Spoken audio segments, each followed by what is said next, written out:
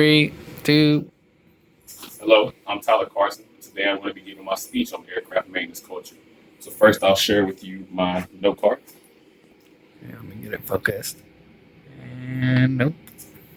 There we go. Good. And this is going to be my audience today for my speech.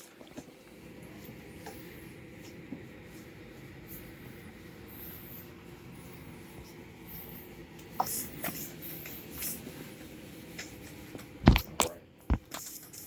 So three things tend to happen when an aircraft flies over a person's head. They cover their eyes and they look up.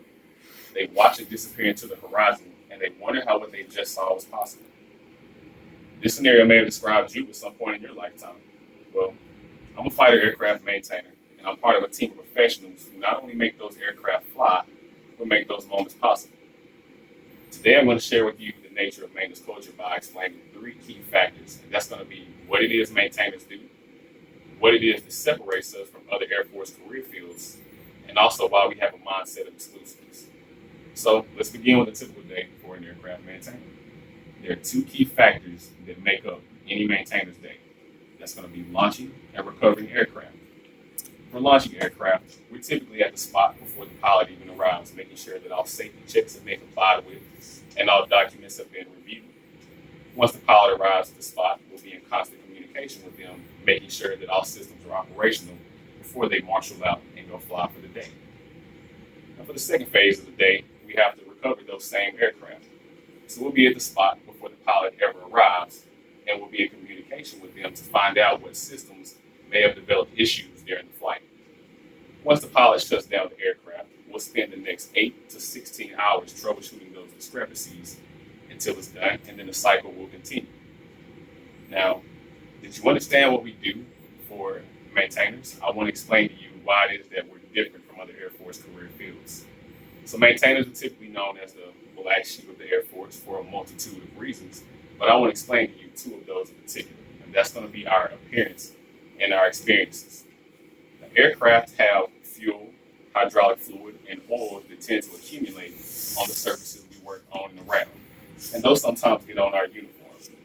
We may not always see this ourselves, and it's up to other career fields to point those out to us, so we sometimes get the stigma of being dirty. We also wear reflective safety belts and coveralls that you don't typically see elsewhere in the Air Force, and that clearly designates us as maintainers. We also thrive in an environment of chaos and uncertainty in an Air Force that's based on rigidity and structure.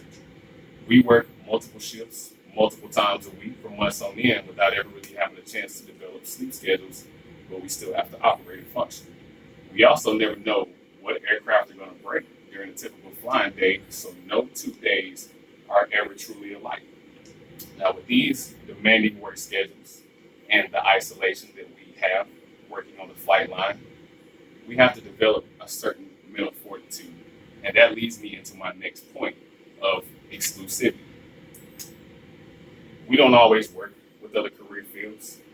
We have career fields in the Air Force that do interact with each other and civilian customers, even such as personnel, security forces, and your medical teams.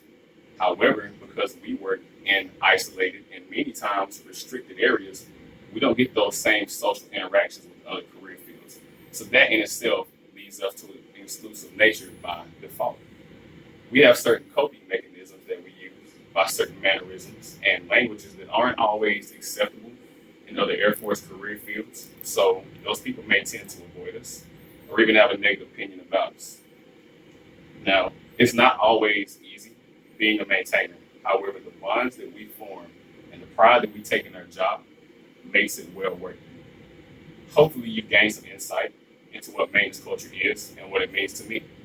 I'll talk to you about what it is that maintainers do, what it is that makes us different, and also why we have that mindset of exclusiveness.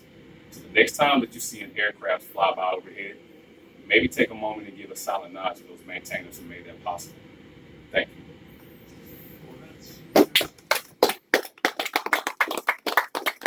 Show you my notes again, Yep. and then the audience.